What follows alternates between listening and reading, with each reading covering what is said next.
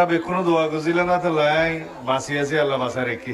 আমাদের হাতে আসা নথি থেকে জানা যায় সালাউদ্দিনের কাছে একটি যৌথ সীমান্ত ব্যবস্থাপনা কর্তৃপক্ষের খসড়া প্রস্তাব রয়েছে। এই প্রস্তাব সন্ত্রাস দমনের অজুহাতে বাংলাদেশের ভূখণ্ডের অনেক ভেতরে ভারতীয় নিরাপত্তা বাহিনীকে কার্যত ক্ষমতা দেওয়ার বিশেষ সুযোগ তৈরি করবে।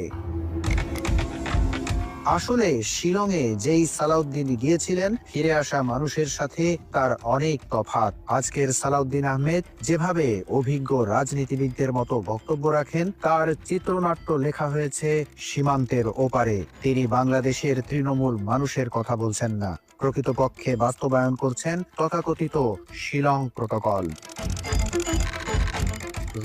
সালাউদ্দিন আহমেদের প্রভাবে থাকা কোন দলকে ভোট দেয়া মানে শুধু নতুন সরকার বেছে নেওয়া নয়, একটি শিয়ালকে মুরগির খাঁচায় ঢোকার অনুমতি দিয়ে